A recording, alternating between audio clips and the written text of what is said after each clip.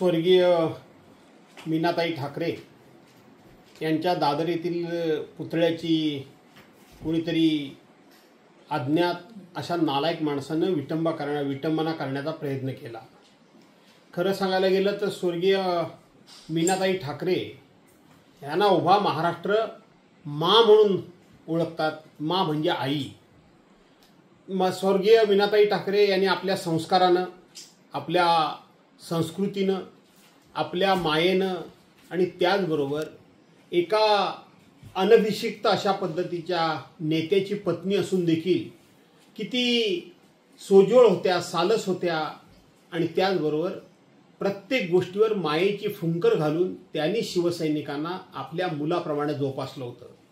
आणि त्याचबरोबर या महाराष्ट्रामध्ये एक उत्तम गृहिणी, आदर्श पत्नी आणि आदर्श माता कशी असावी याचं सुद्धा आपल्या वागण्यानं, आपल्या बोलण्यानं, आपल्या संस्कारानं आणि त्याचबरोबर आपल्या अतिशय संयमित अशा प्रकारच्या कृतीनं त्यांनी उभ्या महाराष्ट्राला त्या ठिकाणी आपली ओळख माँ म्हणून करून दिलेली आहे। ज्या कोणी नालायकानं अशा पद्धतीचा हा प्रकार करायचा प्रयत्न केला, मला त्यांना एवढंच सांगायचं आहे की तुम्ही माँसाहेब ठाकरेंची कदाचित एखादा पुतळा, त्या पुतळ्याचा कुठेतरी अवमान करण्याचा प्रयत्न कराल, त्याची विटंबना करण्याचा प्रयत्न कराल, तो विद्रूप करण्याचा प्रयत्न कराल, परंतु माँसाहेबांनी संपूर्ण महाराष्ट्राच्या जीवनावर, संपूर्ण महाराष्ट्राची मायमाऊली म्हणून मिळालेला अधिकार, त्यांचे संस्कार, त्यांची संस्कृती, त्यांची सभ्यता, या सभ्यतेवर तुम्हाला डाग लावता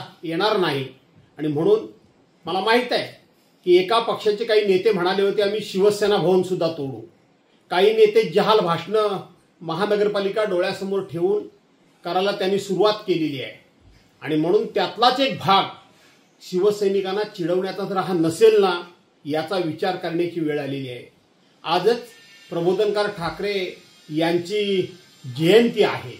एक थोर समाजसुधारक, एक थोर अशा प्रकारचा स्त्री स्वातंत्र्याकरता चळवळ उभी करणारा अशा पद्धतीचा नेता, गोर गरीब जात पात याच्या पलीकडे जाऊन लोकांना साथ आणि सहकार्य करणारा नेता, महाराष्ट्राच्या मुंबईसह महाराष्ट्र, संयुक्त महाराष्ट्र झालाच पाहिजे या लढ्यामध्ये अग्रणी अशा पद्धतीचा सहभाग असलेल्या नेत्याची सुद्धा, म्हणजेच स्वर्गीय बाळासाहेब ठाकरेंच्या आजोबांचीच, म्हणजेच मीनाताई ठाकरे यांच्या सासऱ्यांची आज जयंती आहे।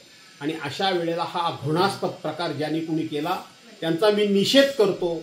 आणि केवळ निषेध नाही तर सरकारनं तात्काळ हे कोणी गुन्हेगार आहेत त्यांना शोधून काढा।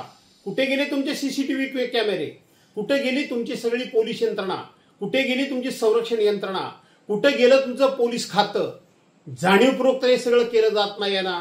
आणि ते जाणीवपूर्वक करत नसाल तर सत्य परिस्थिती महाराष्ट्राच्या समोर तात्काळ सरकारनं आणावी अशी मी त्यांना इशारावाचं आव्हान करतो। टाइम्स डिजिटलला लाईक करा, सबस्क्राइब करा, शेअर करा आणि बेल आयकॉन दाबायला विसरू नका। पाहत रहा टाइम्स डिजिटल।